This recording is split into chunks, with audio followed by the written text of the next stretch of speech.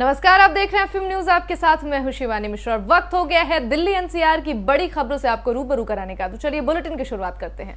Street voting योजना तैयार नहीं करने पर दिल्ली हाईकोर्ट ने सरकार पर नाराजगी जताते हुए कहा कि राजनीति और मजाक हो चुका है। आप काम करें। न्यायमूर्ति विपिन सांघी और न्यायमूर्ति जसमीत सिंह की पीठ ने इसके साथ ही एनडीएसएमई क्षेत्र के लिए टाउन वोटिंग कमेटी का गठन पर सवाल उठाया है। पीठ ने कहा कि प्रशासन को रेहड़ी पटरी वालों के हाथों फिरौती के लिए नहीं रखा जा सकता है। ये ध्यान रखें कि अदालत ने कनॉट प्लेस क्षेत्र से अवैध विक्रेताओं और फेरी वालों को हटाने का आदेश इसलिए दिया क्योंकि ये दोनों नो हॉकिंग जोन में है। और पीठ ने पूछा कि स्ट्रीट वेडिंग योजना कहां है।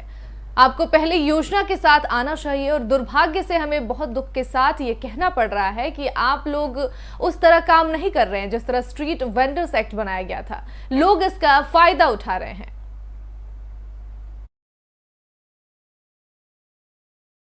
बुलेटिन में अगली खबर का रुख करेंगे। 3 कृषि कानूनों के विरोध में दिल्ली की तमाम सीमाओं पर प्रदर्शन कर रहे किसानों के चलते बंद पड़े रास्तों को दिल्ली पुलिस ने खोल दिया है। गुरुवार को टिकरी बॉर्डर का एक रास्ता खोलने के बाद शुक्रवार को दिल्ली पुलिस गाजीपुर बॉर्डर पर लगी बैरिकेडिंग्स हटा रही है। पुलिस ने बताया कि सुप्रीम कोर्ट के आदेश पर राष्ट्रीय राजमार्ग संख्या 9 यानी कि NH 9 को खोल दिया गया है और गाजीपुर बॉर्डर नेशनल हाईवे 9 पर दिल्ली की तरफ जाने वाले रास्ते पर बैरिकेडिंग्स हटने के बाद पहली बार 2 एम्बुलेंस निकली हैं। किसानों की तरफ से एम्बुलेंस और आपातकालीन सेवाओं में लगे वाहनों को जाने के लिए इजाजत दे दी गई है। तो लगातार अब दिल्ली के बॉर्डर खुल रहे हैं और दिल्ली पुलिस ने सारे बॉर्डर्स खोल दिए हैं। वहीं पार्लियामेंट में अब अपनी फसल बेचेंगे। राकेश टिकैत ने यह बयान दिया है कि दिल्ली के बॉर्डर खुलने पर अब हम संसद जाकर के अपने धान और राशन बेचेंगे।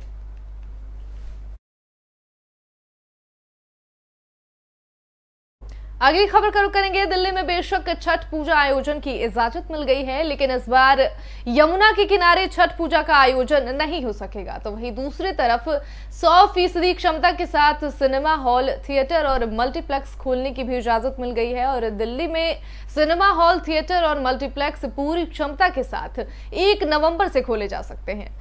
इनके मालिकों को सुनिश्चित करना होगा कि कैंपस में कोरोना नियमों का सख्ती से पालन कराने के लिए वो जिम्मेदार होंगे और वो कोविड के दिशा निर्देश का पालन भी करेंगे।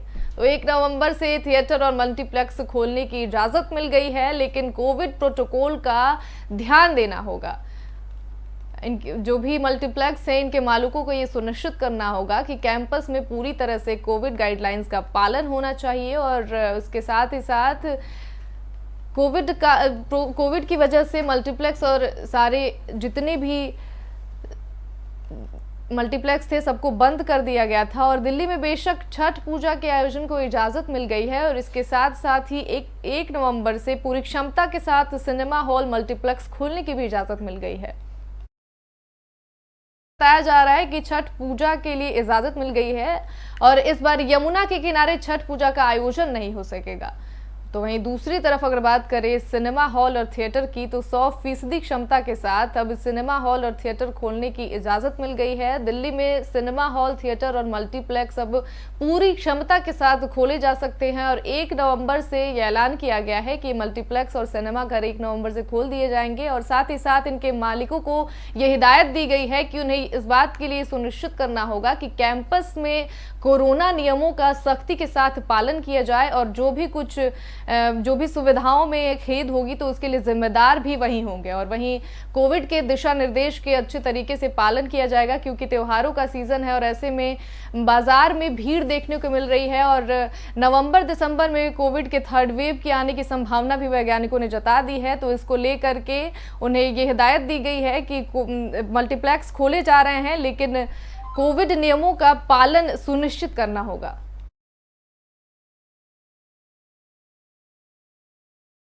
अगली खबर का रुख करेंगे। दिल्ली आपदा प्रबंधन प्राधिकरण ने 1 नवंबर से सभी कक्षाओं के लिए स्कूल और कॉलेज खोलने के मद्देनजर दिशा निर्देश जारी कर दिए हैं। बता दें कि दिशा निर्देश के मुताबिक स्कूलों में भोजन और किताबें साझा नहीं किए जाएंगे और चेहरे पर मास्क लगाना अनिवार्य होगा। और 2 पाली में चलने वाले स्कूलों में पहली पाली के खत्म होने और दूसरी पाली शुरू होने के बीच कम से कम 1 घंटे का अंतर होना चाहिए। एंट्री और एग्जिट के पॉइंट्स अलग और सामाजिक दूरी।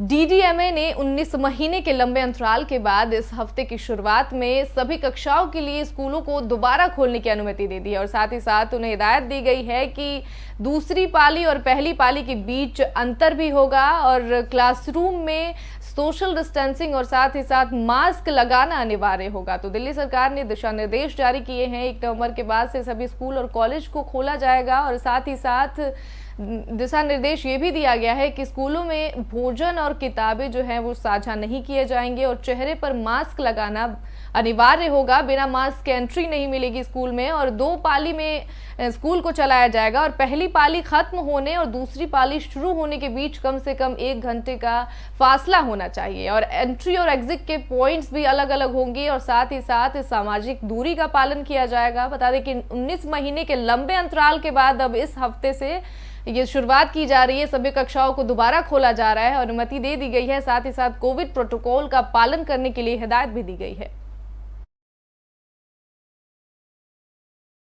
बुलेटिन में अगली खबर का रुख करेंगे। देश में दिन पर दिन महंगाई बढ़ती जा रही है। ईंधन के दामों ने आसमान छू लिया है।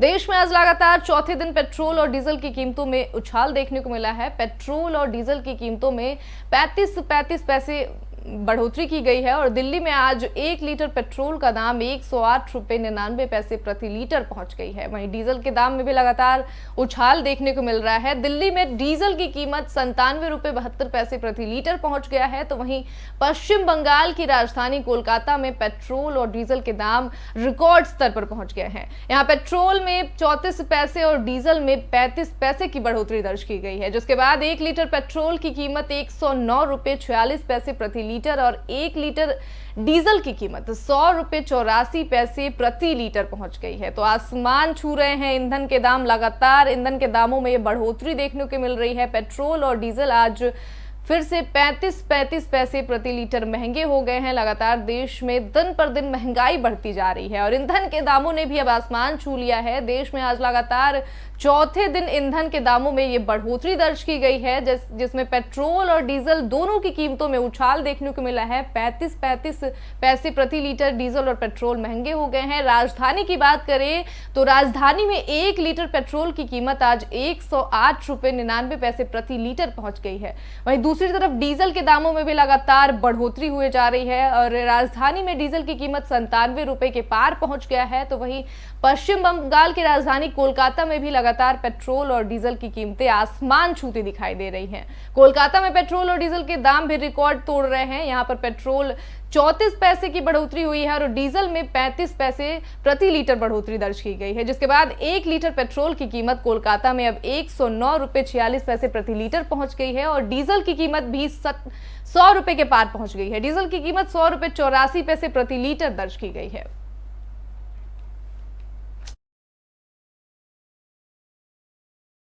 रुकेंगे एक छोटे से ब्रेक के लिए। ब्रेक के बाद खबरों का सिलसिला जारी रहेगा। हम सभी जानते हैं कि दिल्ली और उसके आसपास के इलाकों में हर साल अक्टूबर नवंबर के महीनों में पराली के धुएं से प्रदूषण बढ़ जाता है। सर्दियों में पंजाब, हरियाणा और उत्तर प्रदेश में पराली के जलने वाले धुएं से दिल्ली के करोड़ों लोगों को सांस लेने में तकलीफ होती है। हमारे किसान भाइयों को मजबूरी में अपनी पराली जलानी पड़ती है क्योंकि उनके पास कोई और दूसरा रास्ता ही नहीं होता। अब दिल्ली सरकार ने पराली से होने वाले प्रदूषण को खत्म करने के लिए एक ठोस कदम उठाया है। दिल्ली सरकार ने भारतीय कृषि अनुसंधान संस्थान पूसा द्वारा विकसित बायो डीकंपोजर तकनीक को दिल्ली में लागू कर दिया है। पूसा इंस्टीट्यूट के बायो डीकंपोजर तकनीक से पराली को गलाकर वहीं खाद में बदला जा सकता है। दिल्ली सरकार ने इस तकनीक को लागू कर दिया है और इसका सारा खर्च दिल्ली सरकार उठा रही है। और जब खेत में ही उस पराली का खाद बन जाएगा तो वो जमीन की उर्वरता भी बढ़ाएगा। मतलब किसानों की अगली फसल भी बढ़िया होगी। यही तो हमारे किसानों को चाहिए। और सबसे बड़ी बात, जब पराली नहीं जलेगी तो प्रदूषण भी नहीं होगा। इसमें सबका फायदा है। पहले हमें अपनी पराली जलानी पड़ती थी, लेकिन इस बार हमें ऐसा नहीं करना पड़ा। दिल्ली सरकार ने पराली को खाद में बदलने के लिए हमारे खेतों में ये छिड़काव करवाया है। ये बहुत ही आसान था और हमें तो बहुत फ़ायदा हुआ। ये पूरा काम दिल्ली सरकार ने खुद कराया है, हमें तो एक पैसा नहीं देना पड़ा और हमारी पराली यही खेत में ही खाद बन गई है और प्रदूषण भी नहीं हुआ। ये बहुत बढ़िया समाधान है। दिल्ली सरकार प्रदूषण को खत्म करने के लिए युद्ध स्तर पर तो काम कर ही रही है, साथ ही किसानों की सुविधाओं का भी पूरा ख्याल रखा जा रहा है। ब्रेक के बाद एक बार फिर से आप सभी का स्वागत है। चलिए बुलेटिन का रुख करेंगे। दिल्ली और आसपास के इलाकों में वायु प्रदूषण लगातार बढ़ रहा है। वहीं आसपास के राज्यों में पराली जलाने की घटनाएं बढ़ने की वजह से दिल्ली एनसीआर में वायु की गुणवत्ता खराब श्रेणी में पहुंच गई है। शनिवार को सुबह दिल्ली में कुछ इलाकों में AQI बेहद खराब श्रेणी में पहुंच गया है। वहीं ITI जहांगीर में AQI 290 दर्ज किया गया है। यही नहीं, दिल्ली के 27 निगरानी केंद्रों पर भी वायु गुणवत्ता खराब श्रेणी में दर्ज की गई है। और इसके अलावा यूपी के गाजियाबाद के लोनी में AQI 320 है, तो वहीं नोएडा के सेक्टर 116 में 245 और ग्रेटर नोएडा में भी AQI लेवल 250 के करीब दर्ज किया गया है। बता दें कि हवा की दिशा में बदलाव होने के साथ ही राजधानी की वायु गुणवत्ता तेजी के साथ खराब हो रही है। और दिल्ली में गुरुवार और शुक्रवार के बाद शनिवार को भी ज्यादातर इलाके ऐसे हैं जहां का वायु गुणवत्ता सूचकांक 200 अंक के ऊपर यानी कि खराब श्रेणी में दर्ज किया गया है। तो दिल्ली में लगातार प्रदूषण के मामले बढ़ रहे हैं। AQI बेहद खराब श्रेणी में पहुंच गया है। वायु गुणवत्ता जो है लगातार खराब होती दिखाई दे रही है। प्रदूषण की वजह से, पराली जलाने की वजह से जो पराली जलाने की घटनाएं हैं वो दिल्ली से सटे इलाकों से ज़्यादा सामने आ रही है, जिसकी वजह से AQI बेहद खराब श्रेणी में पहुंच गया है और दिल्ली की हवा लगातार खराब होती दिखाई दे रही है।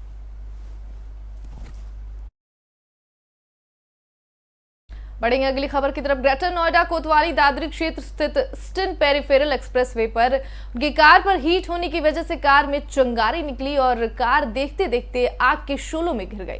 अचानक से घटना हुई और दोनों सहूलियत से बाप और बेटे ने गाड़ी को साइड में रोका और आनन फानन में कूदकर अपनी जान बचाई। लोगों ने आग बुझाने का प्रयास किया, लेकिन आग इतनी तेज थी कि आग की वजह से गाड़ी धू धू कर जलने लगी। कार में लगी आग देखकर वहां से लोग गुजर रहे थे, लेकिन इस हादसे की सूचना उन्होंने पुलिस कंट्रोल नंबर और फायर विभाग को भी दी और सूचना मिलने पर फायर विभाग की टीम मौके पर पहुंच गई और करीब आधे घंटे की मशक्कत के बाद आग पर पूरी तरीके से काबू पाया जा सका, लेकिन कार जलकर खाक हो चुकी थी।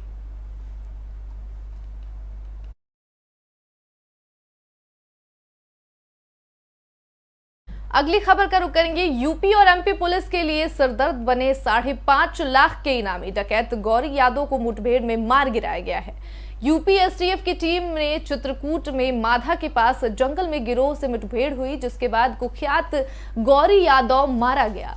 दोनों तरफ से सैकड़ों राउंड गोलियां चली। गिरोह के और संसद सदस्य जंगल की तरफ भाग निकले, लेकिन गौरी को कई गोलियां लगी, जिसमें वो मारा गया। यूपी STF को मौके पर से एक AK-47 राइफल और एक सेमी ऑटोमेटिक राइफल, साथ ही साथ एक 12 बोर बंदूक और सैकड़ों कारतूस भी मिले हैं। गिरोह को और सदस्यों को पकड़ने के लिए पुलिस अफसरों के साथ कई थानों की पुलिस और STF की टीमें जंगल में कॉम्बिंग कर रही हैं। तो यूपी STF की ने चित्रकूट में ये इस अपराधी को मार गिराया है। बताया जा रहा है कि अभी भी किम्बिंग अभी जारी है। पुलिस बाकी सदस्यों को पकड़ने के लिए लगातार सर्च ऑपरेशन चला रही है। इस खबर पर तमाम जानकारी के साथ हमारे साथ फोन लाइन पर ताहिर सैफी हमारे संवाददाता जुड़ गए हैं। सबसे पहले ये बताइए कि क्या है पूरा मामला।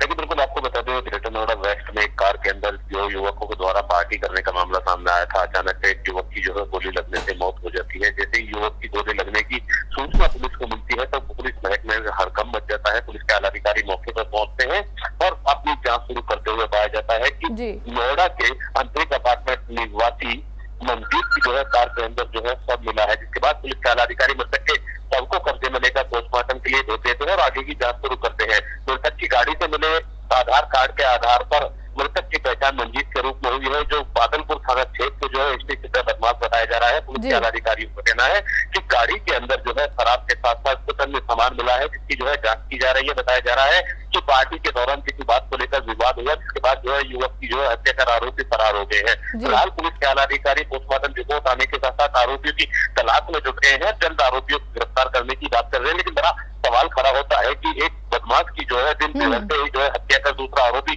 फरार हो जाता है। कहीं ऐसा ना हो कि पूरा मामला जो है कोई गैंगवार से जुड़ा हुआ हो, जिसको लेकर पुलिस के आला अधिकारी जो है सघन चेकिंग अभियान जो है चलाए हुए हैं और जल्द आरोपियों को गिरफ्तार करने की बात कर रहे हैं। चलिए, तमाम जानकारी के लिए बहुत बहुत शुक्रिया। तो ताहिर सैफी हमारे साथ फोन लाइन पर जुड़े थे। उन्होंने बताया कि गिरोह के और सदस्य जो हैं वो जंगल की तरफ भाग निकले, लेकिन गौरी को कई गोलियां लगी जिसमें वो मौके पर ही मारा गया। और यूपी एसटीएफ को मौके पर से एक AK-47 राइफल और एक सेमी ऑटोमेटिक राइफल, इसके साथ ही एक 12 बोर बंदूक और सैकड़ों कारतूस भी मिले हैं।